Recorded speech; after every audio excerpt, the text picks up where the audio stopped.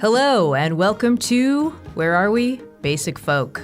We sure are. Cindy Lou. Who? First of all, let me just get this stuff all out of the way, and then we can get into our nonsense. So Basic Folk is a podcast featuring honest conversations with folk musicians on the Bluegrass Situation Podcast Network. I'm not telling this to my co-host Lizzie, no. I'm telling it to you, dear listener. Thank you for being here. We are elated to be welcoming Sam Beam of Iron and Wine onto Basic Folk. Before we get into that, let's talk about our newsletter. Are you on it? You should be on the newsletter. It's the place to be. You can sign up for it at the link in the show notes, or you can go to basicfolk.com and you can click the red sign up for the newsletter button. We're also on social media at Basic Folk Pod, Instagram, Facebook. Guess what, Lizzie? What? We're on TikTok. We're on TikTok. What are we up to on there? Well, we're posting vids of our podcast interviews, so it's a good place to keep up with us. The animations that Shelby has been making to accompany our episodes are so dope. Mm-hmm. The TikTok is actually poppin'. Shout out to Shelby, creative director at the Bluegrass Situation, and basically our other best friend. Shelby's so great. Hey, Shelby. Hey, Shelby. Wait, I was going to talk about something. When we first started recording, what were you talking about? We were talking about the Grammy nominations that just came out today. Oh, right. As we're recording, they just came out today. Yeah, we were looking at the Grammy nominations, and we fell asleep looking at them, actually. But congratulations if you were nominated. If you were nominated, congratulations, especially my friend, Pat Dillette, who is a producer on my new album, Halvesies, and is nominated this year for Best Engineered Album, Classical. I have a retraction I need to make, or a correction I need to make. During the Caroline Cotter interview, I made the mistake of saying that Joni Mitchell covered a Tom Rush song, when in fact, it's the other way around. Tom Rush covered a Joni Mitchell song, because Tom Rush was famous before Joni Mitchell. Do we need to cancel the podcast? I was thinking about it. That's one of those wake up at 3 o'clock in the morning and be like, wait a minute. Oh, no. That's the noise I made exactly. What else is happening, Lizzie? So much, and it's all now just left my mind. I've been doing a lot of work with Abortion Care Tennessee. Donate to an abortion fund, you guys. Getting ready to release an album. Mm-hmm. Like, finally, back in the swing of sharing new music. When this podcast comes out, I will be about to release the last single from my new album, Halvesies. Oh, that's awesome. Is it coming out this week? It's coming out in December, the very beginning of December. Not January? Okay, I think it's time we settled this once and for all. Okay. Cindy believes that I have a funny accent because I say things like January. January. I refuse to be belittled and roasted on my own damn podcast. Can I take this phone call while we're recording? I would love that. Should I pause my recording? All right, hang on. I'm going to keep recording while Cindy's on the phone. Hi. I'm here to say that my name's Lizzie No, and I'm not exactly scheming to take over the podcast, but that might be the natural course of things. And I just want to put some feelers out. Like, how would you guys feel if I became the primary host and Cindy actually became my employee? Think about it. I just took a phone call from someone who was giving me their email. And it was like their first initial and their last name. And the first initial was C. And I said, okay, and what's your first name? And she said, Kitty. Okay, that's too confusing. It's way too confusing. Well, then we had a really confusing conversation where I was like, wait, it's Kitty with a C or with a K? And then she's like, well, my name is Catherine. With a C. With a C. And I was like, right, but is it Kitty with a K or with a C? And then I feel like she was doing something else at the same time because I cannot imagine if your name is Catherine with a C and you go by Kitty that you haven't had this, and your email address is C, your last name. No. That you haven't had this conversation. Confusing. It's too confusing. Right. Change your email, Kitty. Or just be prepared to be like Kitty with a K. Right. Like have a little blurb prepared. I do it. Lizzie with an IE. The thing that people struggle with about my name is if they go, what's your name? And I go, Cindy. And they're like, okay, Sydney. And I'm like, this is literally a nightmare. It's Cindy. bitch. Here's what I was about to talk about at the beginning of the podcast that I forgot. So the Handsome Pod is this podcast with May Moore, Tig Notaro, and Fortune Feimster. They're all comedians and they're all hilarious. So funny. And they were talking about Cindy's and how they were like, we don't know that many Cindy's. May's like, I've never met a Cindy. They were like, Cindy's, write in. So I did. You wrote in? I wrote in, but I didn't hear anything back from them. Okay, well, it's not too late. Let's start a groundswell of our listeners reaching out to them. If you also listen to the Handsome Pod, or if you know any of the Handsomes, please hook a Cindy up. Hook a Cindy up. Oh, I'm so glad I remembered that. Now we can move on to our very special guest today. Dude, I'm so excited about this guest. I love their music, and I have become friends with them as a human being. And I'm delighted to report that Sam Beam is just as wonderful of a person as Iron and Wine is wonderful as an artist. The hype is real. The hype is real. Long before the world knew about Iron and Wine, and even before Sam Beam was known as a musician, he thought of himself as an artist and just a person who likes to make things. Growing up in Columbia, South Carolina, he told me that his parents didn't always understand him, but they always supported him and kept him well supplied in drawing paper. And pretty much every day after school, he would come home and draw and make things. And making crafts, making visual art is still something that inspires him and keeps his brain enthusiastic to this day. As he started writing his own songs and getting really immersed in the recording process, he didn't think of himself as much as a performer. But flash forward to today, live performance is a huge part of what makes Iron and Wine so special. And we got a chance to talk about how performance and the real-time experience with audiences has influenced Sam's songwriting and craft for the better. The other really interesting angle that I was excited to explore with Sam Beam is that he has only ever had one manager in his entire career. And that manager is my manager. Oh, so in a way, we're like second cousins musically, or half siblings even. I asked how Sam met Howard, and as the story goes, Sam was just starting to have things take off for him as Iron and Wine. And he went to Howard Reynolds, who at the time had a label called Overcoat Records, and asked if Howard wanted to sign him. In a sort of selfless and life-changing moment, Howard said, I don't think you should sign with me. I think you should sign with Sub Pop because they have more resources. And that let Sam know that he was talking to someone who really had his best interests at heart and wasn't just out to make a buck. So he and Howard have had a really fascinating working relationship for about 20 years now and have become family.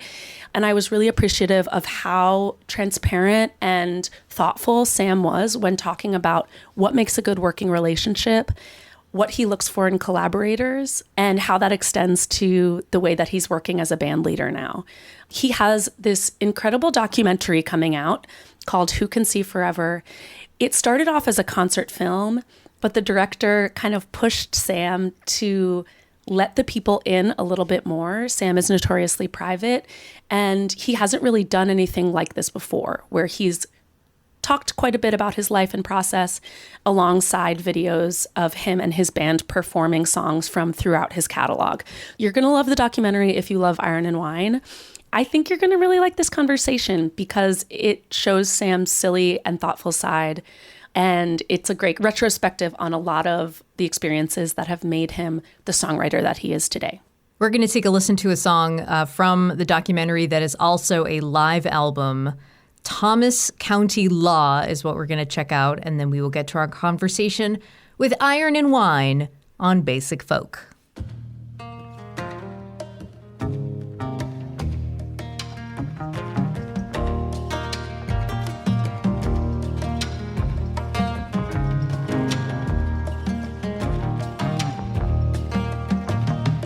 Thomas County Law's got a crooked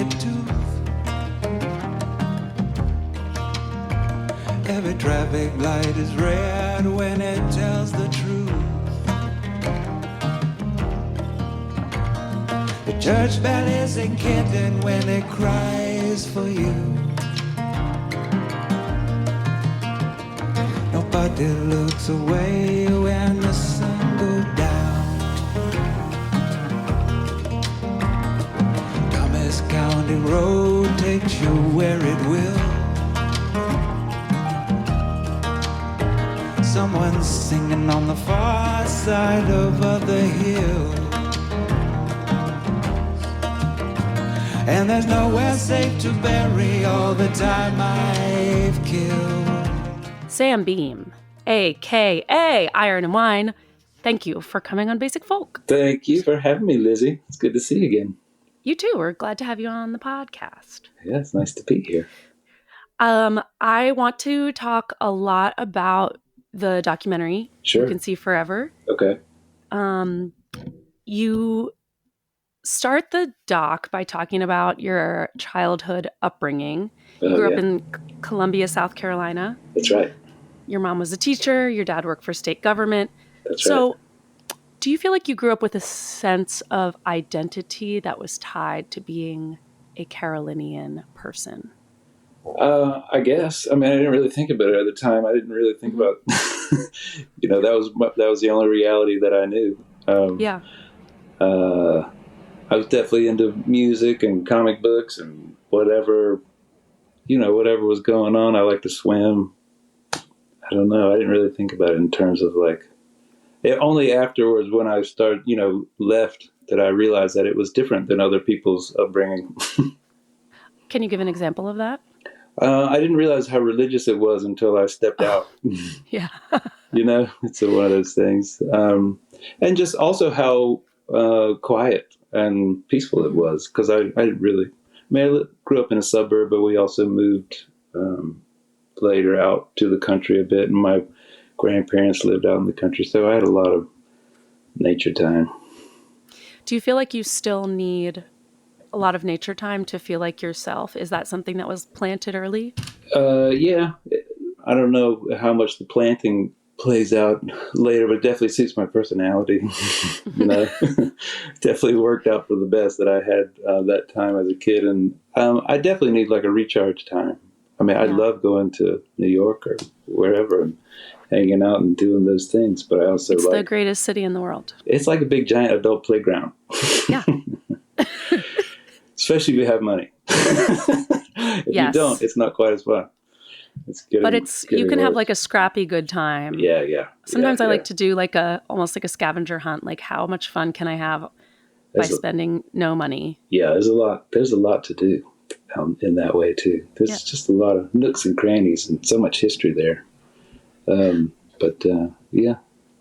definitely need a little recharge time there. Well, I was interested in something that you said in the film about your parents and your creativity growing up. You said that you didn't feel understood, but you always felt supported. Yeah. I was wondering if you could say a little more about how that dynamic kind of played into your early creativity, and if you feel like it affected how you look at acceptance now, the degree to which you care if people approve of you or like your music or just perception. Yeah, sure. Yeah, I didn't think about it much at the time. I definitely felt different than them, but it was always kind of, parents always kind of looking for what's their kid's thing. Yeah. You know what I mean? So what's my child's brand? Yeah, exactly. Or what's your thing so I can help you, support you in it. And that was the thing that they zeroed in on pretty early. And so they were always, really supportive. They were there was always a stack of drawing paper in my room, or you know what I mean? That kind of stuff. And so I never felt like it was weird. It wasn't until, as you grow up and you're starting to try to be cool and hang out with different people, and you realize some people think you're weird because you don't play football or, that kind of thing. Yeah. When I was trying to fit in different circles, I felt different. I never felt like I was wrong. I just felt like okay, well, we're different. Okay. Because I loved doing art. My best friends were in my art classes, and that was my favorite thing to do when I went home after school, was draw. But yeah, I guess, and I think as I got older, it just sort of continued. I mean, I definitely feel like there are jobs that are more important as far as like putting food in people's mouths and things like that. But I also think it's a very important thing for people to be able to express themselves, and anyone can do it. You just have to not listen to those inner critics quite as loud. It's really hard, but you just have to enjoy the act of doing something creative, whether it's working on a song or working on a drawing or whatever.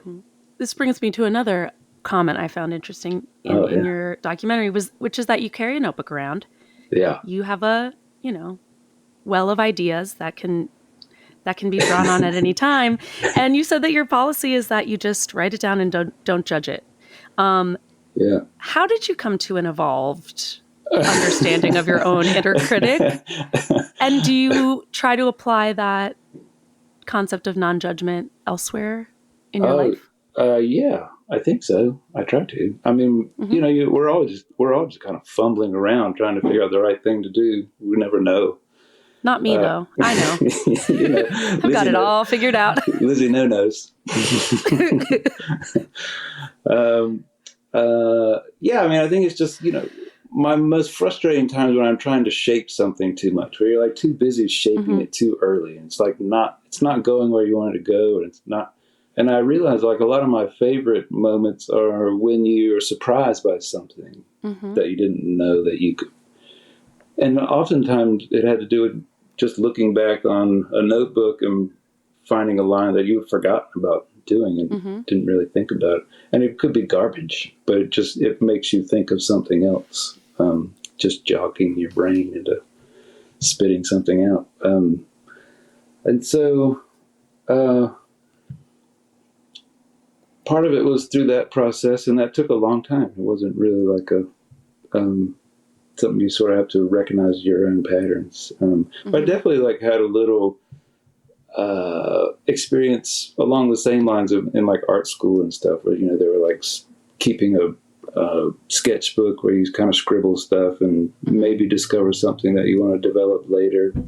And so it's not too terribly a new practice for me, but it's definitely been helpful. It's really hard. I mean, because we don't want to, or at least me personally, I don't like waving my dirty laundry around.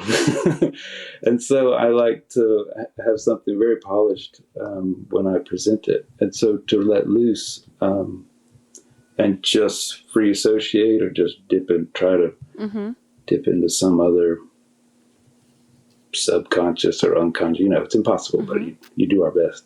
And just have it unfiltered is really hard. That's the hardest part of it all, really. How do you think you can get there? Like, do you have like a mindfulness practice? Are you someone that meditates? I don't have like a discipline about it, but I do feel like just the practice of writing or sitting to write is kind of starts out as a mindfulness project, but then kind of goes elsewhere. But yeah, it's a matter of tricking yourself for the most part. No one's looking. Yeah.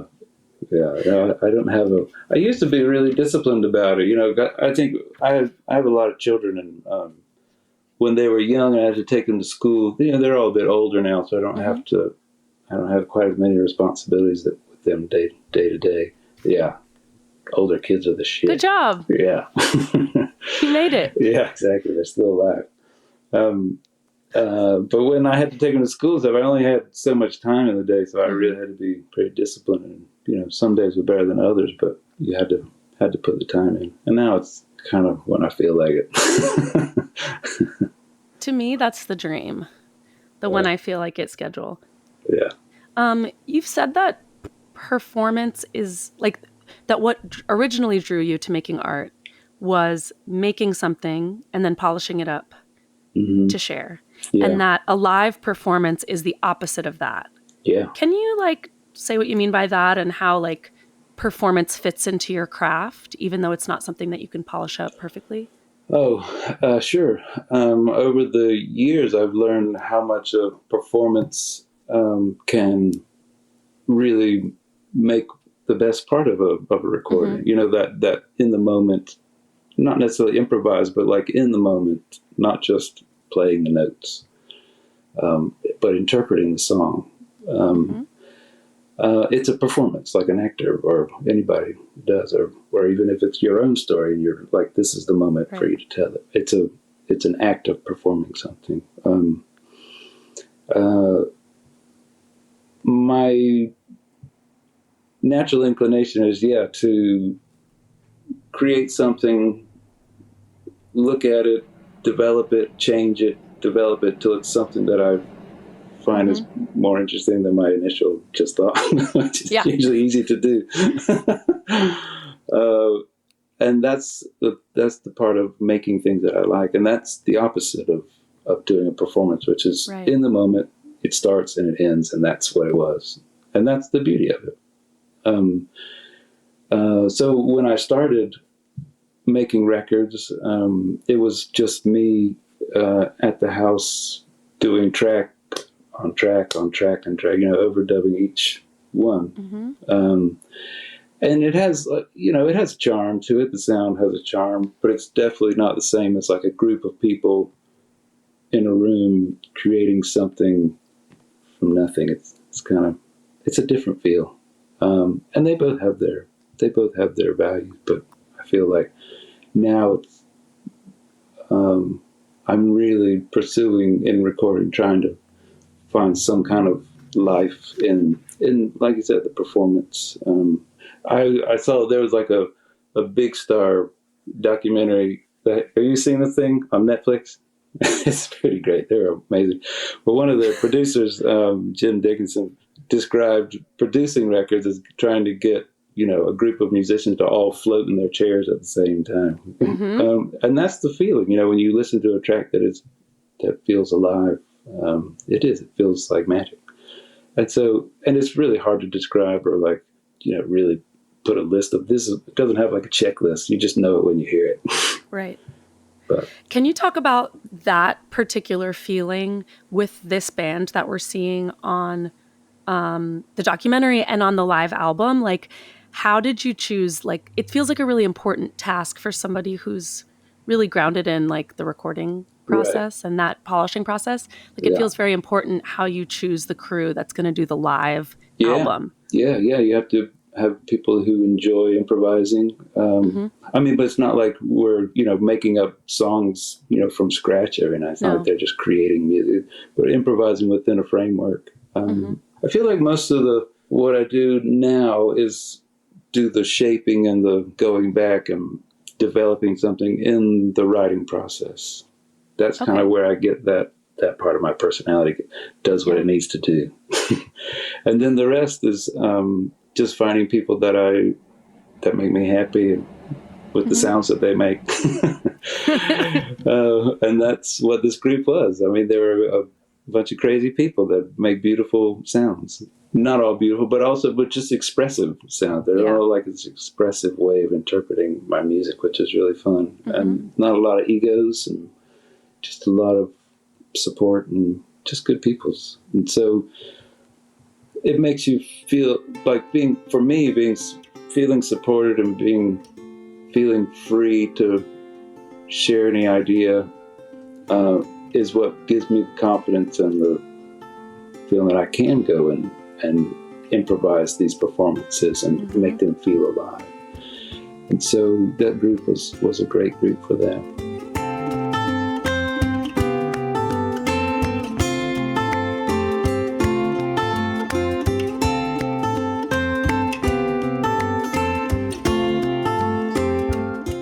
What I really love about the whole live album is how like it's exhilarating, the rhythmic movement that the band gets into, and also the vocal arrangements are like just super memorable. Like, how do you and your collaborators work to find like that Iron and Wine vocal arrangement? Like, Talk about that process a little bit. Well, I mean, some of them are based on, a lot of them start with what was on the record.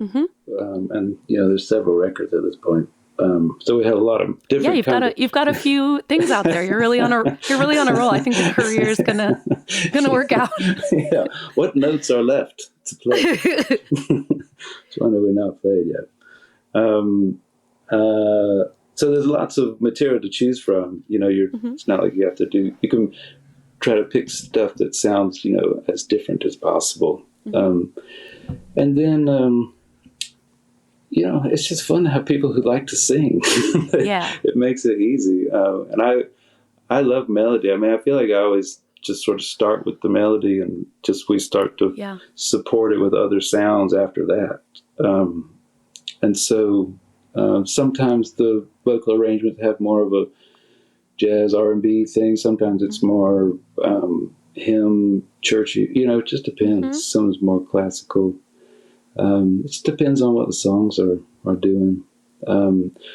But the girls were never short of ideas. We found that, them singing in unison was its own thing. And then when they would just sort of jump in on like a harmony line with me every now and then, it was its own different kind of accent to what we were doing. And another fun thing was like when we wanted to change the key to a song, I would just sing the harmony line and they could sing like the main melody line that people would recognize, and they would just sort of flip the song upside down and I could sort of improvise harmony stuff. It's like a group of people who enjoy improvising, but also enjoy the songs, have faith in the songs, and then can kind of play whatever underneath. You can play rhythm or you can play like emotional support, like just sort of like more of like contemporary classical music, or soundtrack kind of music, which is pretty much the same thing. Yes. I wanted to go back to what you were saying about kind of flipping to a harmony part and changing a song in that way, but while like keeping the integrity of it. You have really dedicated fans that have been following you for a long time. Yeah. Do you ever feel like you get a weird reaction when you change a song in the live setting? Do you feel like a loyalty or like any sort of a pull to try to keep things the same? Like, how do you negotiate like what people expect from you after several albums versus like trying to make it fresh? Yeah. Well, you have to remember, you can't keep everyone happy. There's no way. So some people are going to be bummed no matter what you do. Some people are going to be happy no matter what you do. And most of them will be sort of in between. I think you just have to owe it to yourself. You have to be engaged. I also feel like there are certain songs that people are more attached to, that if you fuck with them, then you're in trouble. Can we curse on this podcast? Of course. Okay, great. Fuck yes. We can do whatever we want. You can make a speech. You can plug your new pyramid scheme. Cool, because I've been working on new curse words. That's going to try out. Nice. Yeah, no, we'll see. Slip them in. But I feel like there's definitely certain songs that people feel a bit more attached to that are, and then ones that they don't care what you do. But it's hard to tell. When you're in the middle of playing one, you're really just in the middle of playing one. You can sort of be aware of how people are reacting, but you're not like looking at everyone's face like, how's that guy enjoying this? Or how's she? You're just sort of doing it and hoping for the best. It's pretty intuitive, actually. I wanted to know a bit about the set design for this show. Yeah, like you went to film school. You're very in tune with the visuals around your music. So filmy. It is filmy. I don't know. I just always liked clouds. I think because I grew up in a pretty wooded area, like dense woods, and I didn't realize how claustrophobic I always felt until I moved out west, and I was like, "Whoa. Man, this guy is incredible." And so I always spent a lot of time drawing and painting clouds as a kid, and so I've always enjoyed them. It's a fun way to, as long as the backdrop and the clouds are cooperating, you can sort of change the sky like with every song, and so it was just a fun fun way to do. Stagecraft can be really, really interesting and cool. Yeah, what's the biggest risk you've taken in terms of stagecraft and set design and visuals, like over your tours? I mean, honestly, I don't feel like I've taken a lot of risks. I haven't tapped into it enough over the years. It was just something I think originally I was just so concentrated on what the music was that I didn't really think about it. Like, are there lights? Cool. Can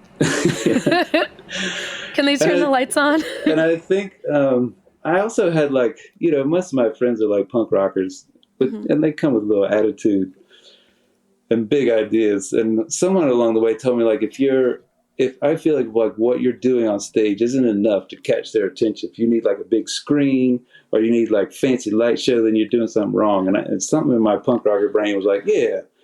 I think it's not true though. Over the years, I've like wasted a bunch of opportunities to do really cool, interesting things that, it was just the people not wanting to have fun.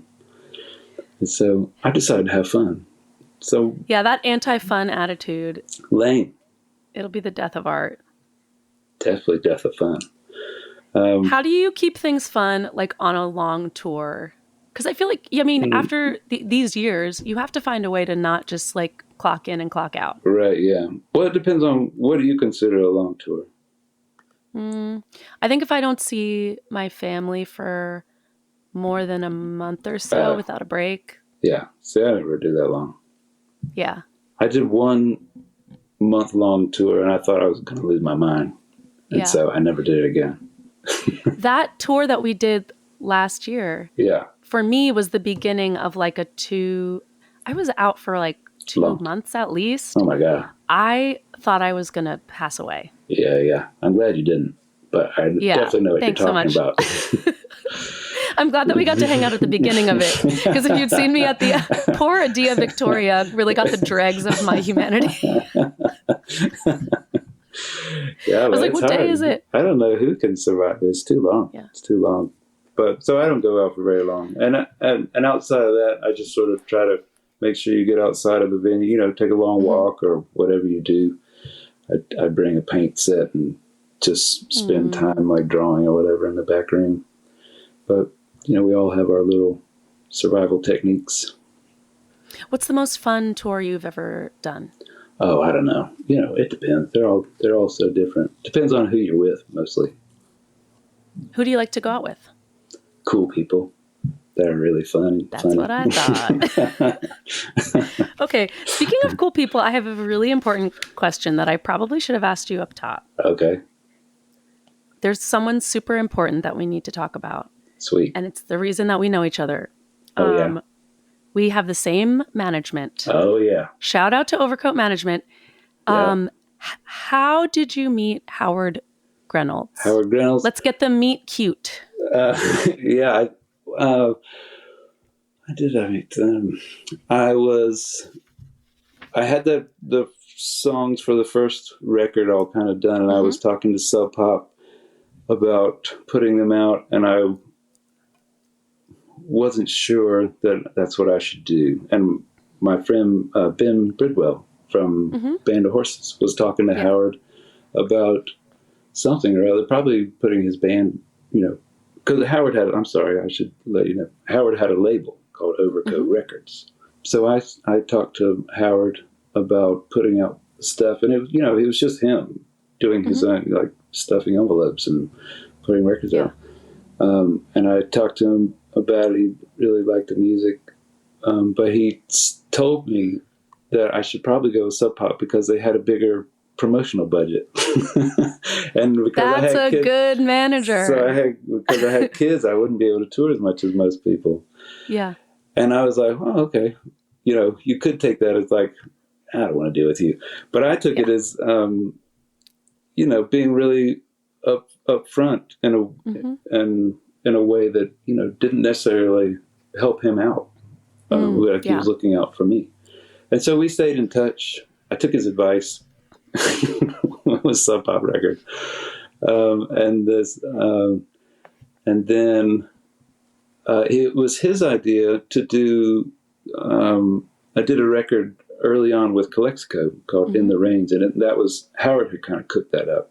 Like one of his ideas when we were talking about the early stuff was to go back in the studio, not release the home recorded stuff, but go back in the studio with Calexico as a backing band. It's like my own little Southwestern Sly and Robbie. Yeah. And so, and so we had always been talking about doing it. And so we eventually got together and made that record. And at the time, things were kind of, taken off for me in a way that I wasn't able to keep track of everything. I needed help. And Howard was there putting out that record. And we just started working ever since then. We started working then and have been ever since. That's powerful. A lot of relationships come and go in music. Yeah, and in life, but I think this is an industry that can really test friendships. Definitely. Yeah. How have you I imagine the goals that you have for yourself have changed. Yeah. Since those days. Yeah. And how have the two of you and how have you guys worked together to update the goal setting and update how you work together to accommodate new needs in your life and new goals and the new landscape of music or whatever? Right. That's a big question. It's pretty intuitive. It's like any relationship. I trust it. Our relationship is a lot like a family kind of relationship. At this point, we've known each other and been working closely together for not most of our lives, but pretty close. For 20 years. So that's a long, any relationship, even if it's not a business relationship, it's like you have to figure out, navigate a lot of ebbs and flows and ups and downs. And I feel like over the course of looking back, it just really takes a lot of communication. You just have to be really brutally honest and brutally open. When we've had trouble, looking back when we've had trouble is when one of us wasn't doing that. And so, it's hard. That's hard too, because you don't always want to say what you have to say. It's hard because when you get close to people, it gets difficult. It gets a little tricky. But as far as business goes, and honestly, as far as personal relationships goes, that's always the best policy. And so I don't know if that answers the question, but it does. That's about all I got. It does. I want to approach this from another angle, which is that you are a father of 5 daughters. Yeah. Let's do a little role play. So imagine that one of your daughters is I want to follow in the path of dad. I want to be a singer-songwriter. Right. What type of advice would you give them, given all that has changed in the music industry and the singer-songwriter landscape since you got started? Yeah. Well, it's never any career in the arts is not something a parent's gonna promote. My worried about them hat comes on. I'm like, well, as long as you got another job at the same time, that's awesome. My hat where I want them to just pursue what they are passionate about, and whether it hurts or not, that's going to say, go for it, kid. Do it. Mm-hmm. And I think that's the one you have to, you have to wear both. Yes. What's wrong with wearing 2 hats? It looks weird, but you can do it. Hat on a hat. That's right. That's right. One's forward, one's backwards. Oh my God. Another thing that you said in the course of these interviews with this documentary is that you're obsessed with the passage of time and how it affects all relationships. Yeah. Obsessed is a big word. I think that you said it though. Yeah, I know. That's what I'm saying. Good. I had my thesaurus out. Yes. You're fixated. Yeah. Interested. Yeah. Interested. Intensely interested. So, okay, how is the passage of time affecting your relationship with yourself and your craft? Yeah. And the relationship between Sam and Iron and Wine? I think the time, it's just about stories. I'd like to see where the story goes. Yeah. Where you end up a place where you never thought you would. You can look back and high school reunions can be pretty dark, but I always go to mine because it's just crazy to see where, interesting. You know, you just never know where people are going to end up. I mean, as far as, I don't know, my career, I mean, yeah, it's wild to look back and try to remember where I was at, dipping my toe into, you know, music career, having no idea what I was doing, no real goals or any awareness, self-awareness, just being into it and just seeing where the wind blew. I mean, to a certain extent, I'm still doing the same thing. Right. On a good day. But it's definitely kicking I just never thought it would last so long. I think I was always waiting for the other shoe to drop, you know.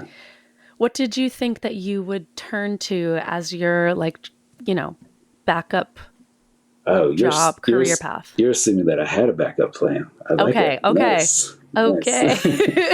Nice. Honest conversations with folk musicians. That's our tagline. Yeah. Backup plans. Yeah, those are for responsible people. Sure. Forethought if and you were initiative. not a musician, what do you think you would be doing as a job? Well, I mean, when I started doing it, I was teaching at a film school. I would probably be doing either working in film somewhere or maybe not. I have no idea. That's what I was doing to make a buck when I started. And if it hadn't taken off, I imagine I would still be doing that, yeah.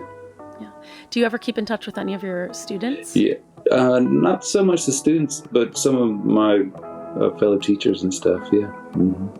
Sometimes the students will pop up at a show or something, yeah. Wow, like I knew you in a past life. Yeah, it's pretty wild.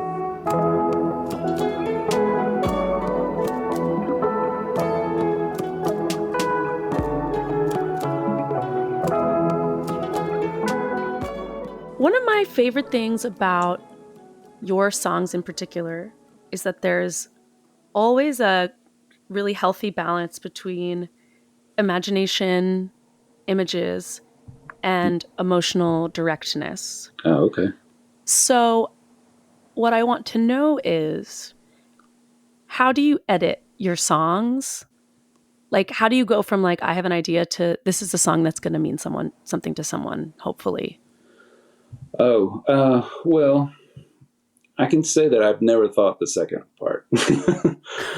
Great. I mean, I don't know how to change it to make it important to people. You know what I mean? Right. I can make it important to me, and hopefully our shared experience is close enough where they'll also find it. But I feel like when I start to try to anticipate what people are going to get from it, it just starts to shut down.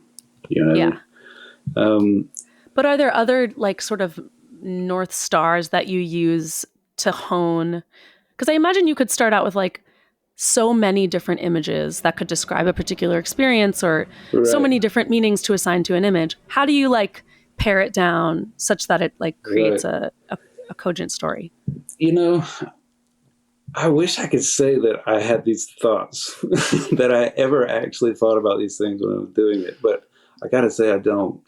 There are definitely some technique, craft kind of things that I lean into in editing. Like, let's get a good verb in here somewhere. Verbs are more important than, adjectives. Stuff like that. Oh, yeah. Fucking adjective. Fucking adjective. That's right. I feel about adjectives the way your punk friends feel about visuals. Like if you have to rely on a lot of adjectives, you probably don't have something powerful to say. I agree. I mean, I just don't think they're as interesting. It feels like coercion rather than description. Because it's a giveaway. Like, here's how I want you to think about this thing that I'm presenting. Right. But as far as I don't really have like a cohesive thought that I'm trying to interpret. I just sort of, honestly, my process is usually messing around with the guitar, fooling around, come up with a melody and start singing gibberish and a word. Oh, really? Just like nonsense words? Yeah. You're just humming along, scatting and just like so. And then eventually a word pops out, out of nowhere. And you're like, huh. Let's see where that goes. And you start to attach other words and sort of leapfrog off of little phrases that come up. I mean, sometimes a phrase will come up at random and you can throw it into a melody and it'll work, but usually they come straight out of a melody. And then I play a little game. You know, you start to play a game with like, what could the next line of this be? Or what could this be setting up? Or what could be supporting that line? And you're usually trying to surprise yourself. Like, I feel like sometimes too direct a line of thought, I think of myself as the audience. I'm ahead of like the song already. And the song is just going into a dead end, and I don't want it to go there. I want it to branch into another series of branches, you know, and see where you end up. And so it's a game you play with trying to entertain yourself. It's a ridiculous way to make a living. I know. I feel the same way. I feel so embarrassed sometimes by the, like, play these little rhymes I came up with in front of people. Yeah. But at the moment when you're working on it, it's like the most important thing. Like, it's better than any drug. I mean, I haven't tried all the drugs, but you should check them out. I've heard about drugs. Any day now. Mom, if you're listening, that was a joke. I would never try any drug. Speaking of guitars, what are your favorite guitars to write on? I have this little nylon string acoustic guitar. Like, that's what I've always had. I definitely the same guitar that for like throughout your career? No, but always, like, I had one as a teenager, and so that's kind of what I go to, is sort of, you know, the sitting around noodling, just brainstorming kind of sound that I'm used to. Yeah. How do you think that guitar preference has influenced like your discography and like how people would describe your sound? Like, does it affect how you sing and how you write? Yeah, I think so. I mean, just the sound that comes out, you know, is very different than, you know, just hitting lightly on an electric guitar or, you know, or a piano, percussive piano sound.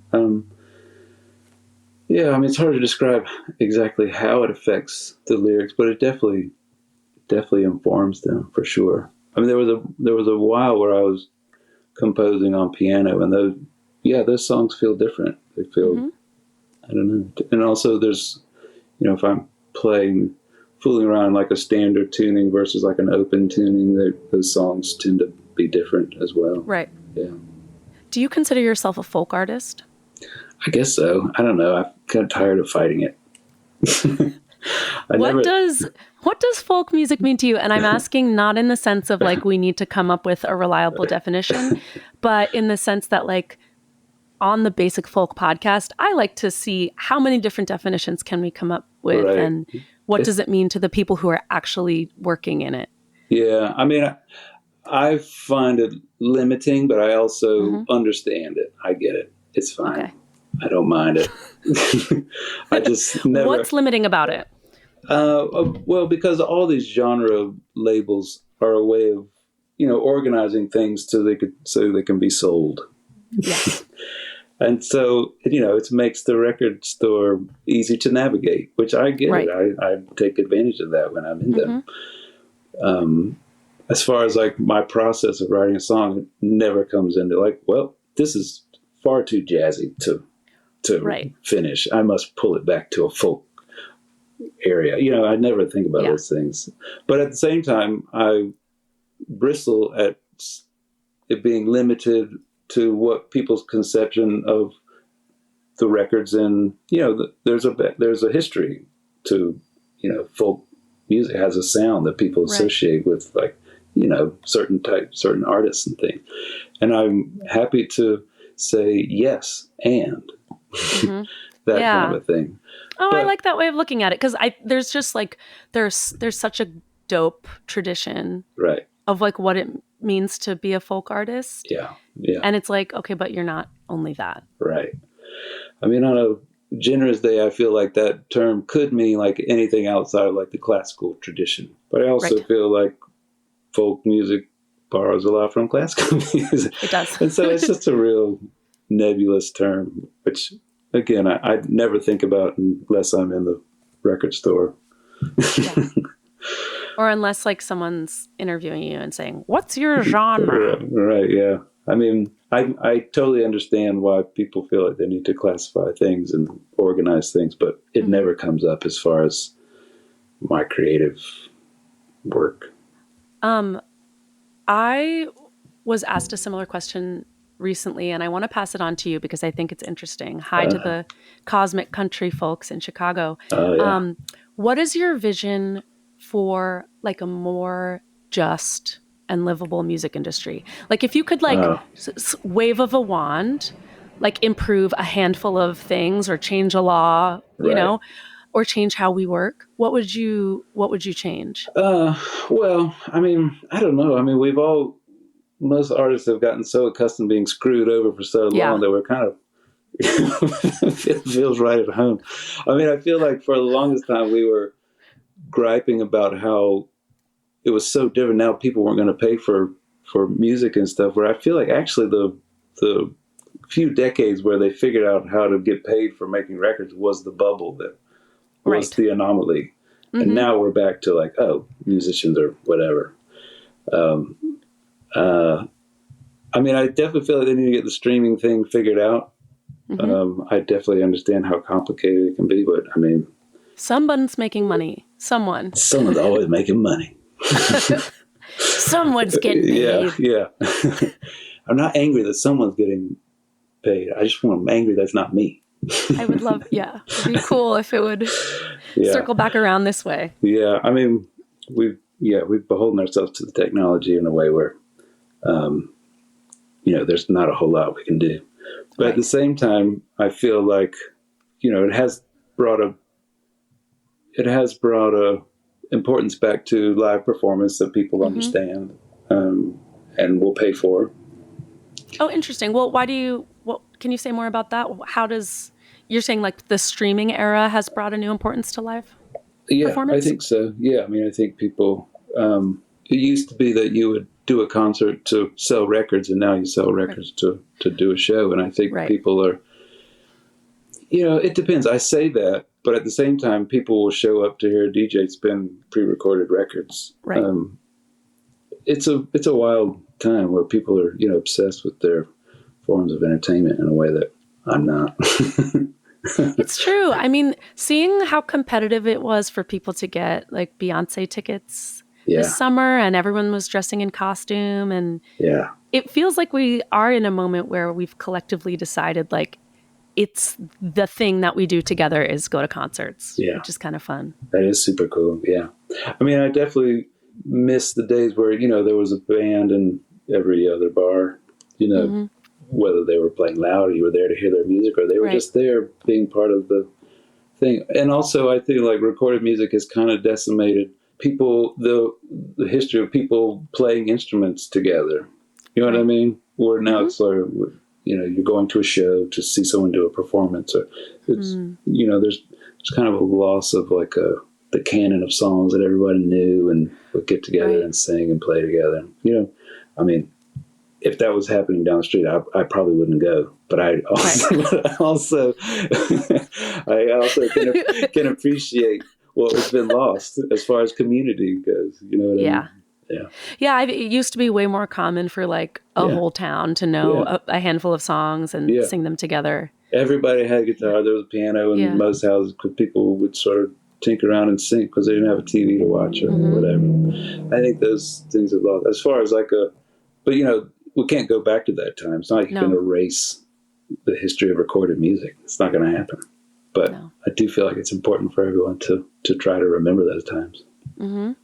Yeah. I feel like if you the little that I've dipped into like the bluegrass world, like proper bluegrass, I feel like there's still that spirit, but it's hard to find. I mean, it's hard, and it's space dependent. Yeah, no, like you have to have shared spaces where you can sit for hours. Yeah, and I don't mean that like it doesn't exist anywhere. There's like lots of genres where you can see that, but it's just not. Yeah, it's not like that's what people did. That's what everybody did.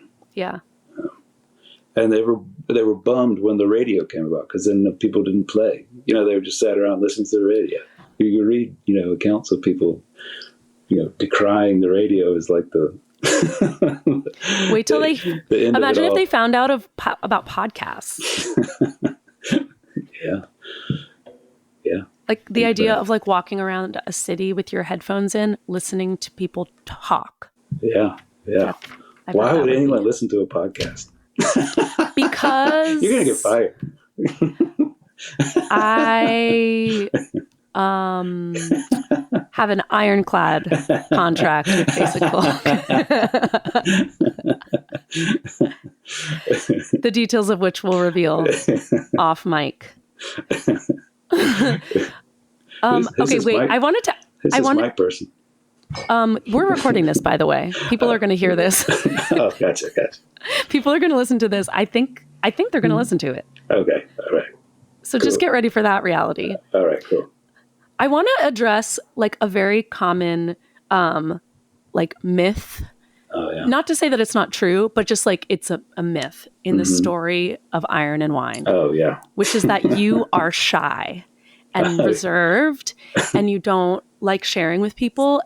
And with that myth in place... Where did you hear this myth? I read it all the time. You read it all the time? Where? Anytime I read, like, when people profile you, they're like, the reserved Sandy, you know? That's because I just don't you think that's one of your common descriptors? I just don't like journalists, that's all. Cool. Sweet. That'll be the pull quote for this podcast. I do like them. I just immediately, I'm just kind of private. So immediately whenever I feel observed, I pull back. Oh, yeah. But I'm warm, friendly. We don't dispute. Kind of fuzzy. But with knowing that there's that perception of you and knowing that you're a private person. Yeah. What went into your decision to make and release or participate in and share a documentary about that's like kind of like this is a genuine moment in my life. Like it's a very personal piece of art. How did you come to the decision to share that? Well, I got to be honest. My intention was to do a concert film. Oh, because I had this cracking band that I loved, and I thought the clouds were fun. And I had a friend of mine has a venue that I had access to. We could just go in and shoot whenever we wanted to. And so that was kind of the extent of my idea of the project. And then I started talking to my friend Josh, who does a lot of music videos. I mean, he does all kinds of stuff. And he was like, "Why don't we turn it into a film?" Right. I was like, okay. I mean, I didn't really want to do that, but he's nice, and we're friends, and so it was pretty unassuming.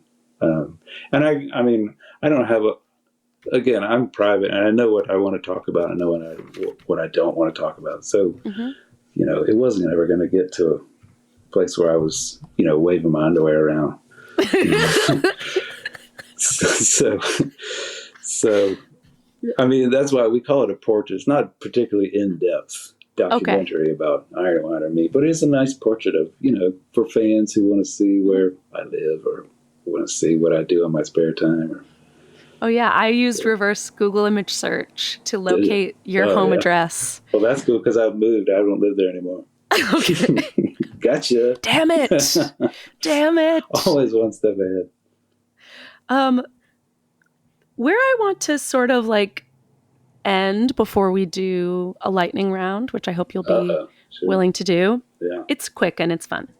Is talking about spirituality. So you mentioned that when you left South Carolina, you then realized how religious it was. And you've said that you don't subscribe to a traditional, religion. Right. On the other hand, there's spiritual, as far as I can tell, there is spirituality in your work. Yeah. You have a lyric that goes, Fathers, Sons, Holy Ghosts, they all come back, they all come close. Yeah. Do you have a feeling of what the divine is in your life? Do you sense it in the world? How does it show up for you? I mean, I think we all kind of have a conscience if we, know something feels right or something feels wrong, without getting into too moralistic about it or philosophic about it. A lot of the biblical stuff that I use is because it's such a rich part of our culture. They're American songs. I mean, I don't, they're not like, America. But it's, as a writer of a story, you need to know where your shit's taking place. Let's have a setting. the more specific, the better, whether it exists in reality or not. And so that's what they all take place in America with Americans in them. And so it's a big part of where I grew up, and it's a rich shared history. You know, these stories have a lot of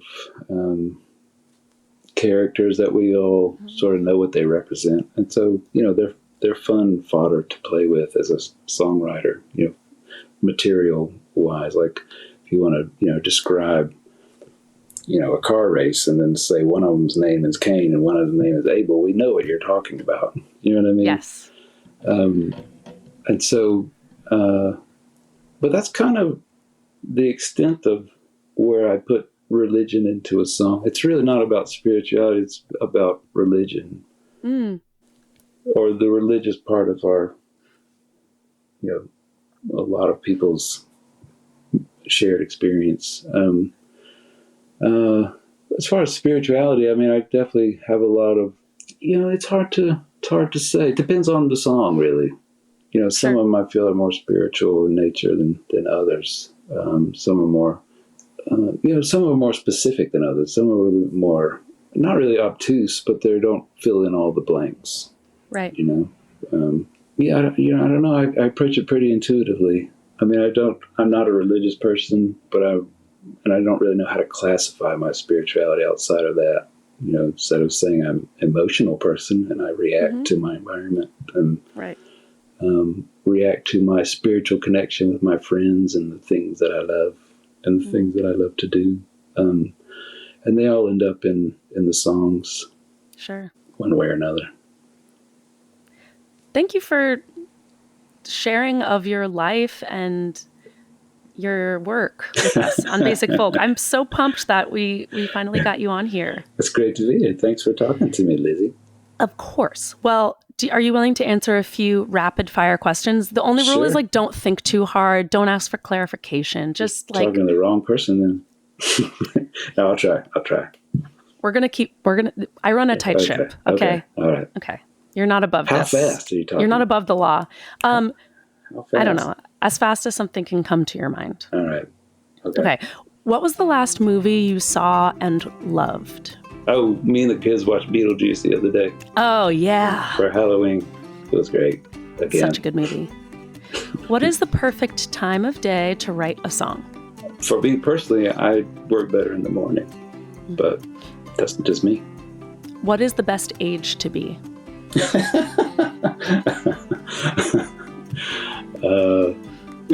Pass. Okay. If a deli approached you, like a really well-stocked deli with all possible ingredients, approached you and asked you to create the Sam Beam signature sandwich, what would it be? You mean like a deli or like a sub shop? What are we talking about? A sub shop. A hoagie place. I'm from New Jersey. A hoagie shop. Oh, hoagie shop. Are we eating like healthy or I don't know. You can choose the ingredients. That's why it's your sandwich. I will say my favorite sandwich is like a summertime heirloom tomato sandwich. Oh, simple. Yeah. Yeah. So maybe that. Yeah, that's a great choice. Never had one on a hoagie. Oh yeah, I bet it would still be good. Be longer. A lot of tomatoes. What if you could time travel to any decade? What decade would you choose? Oh wow. Assuming everything about you remains constant, like it's like the you are now. Yeah. Can we go in the future, or does it have to go in the past? Totally. You can go in the future. Pass. I'd go any of them. It's just fascinating, the idea of like. Something that's amazing to me is that I asked you not to ask follow-up questions, and not only did you do that, you then further disrespected the game by refusing to answer. Yeah, fuck this game. Let me get a follow-up, and let me let you know I don't want to answer. And pass. Okay, what is your favorite music venue to play at? There are different ones. One of my favorites is Red Rocks, though. It's pretty magical. Oh, yeah. Yeah, it's pretty magical. What is your favorite dessert? Ice cream. That's easy. Great. What flavor? Pass. I refuse to commit. If you could have written one song, like if there's one song you wish you had written, what would it be? Man, pass. Too many. There's too many. Okay, this is the last. Oh no, 2 more. What is your deepest pet peeve? Sorry, this is a very slow lightning round. The show has gone off the rails. I don't even know if we're going to be able to share it. Okay, the final lightning round question. What do you want done with your body after you die? Who gives a shit? I'll be dead. That's a good answer. I'd probably be cremated. Okay. And I'll leave it up to my people who care. Sensible. Yeah. Sam Beam, thank you so much for coming on Basic Folk. It has been so fun. Always great to talk to you. You too. Everybody listen to the live album, Yeah. Who Can See Forever. Do it. Okay. See you, Lizzie.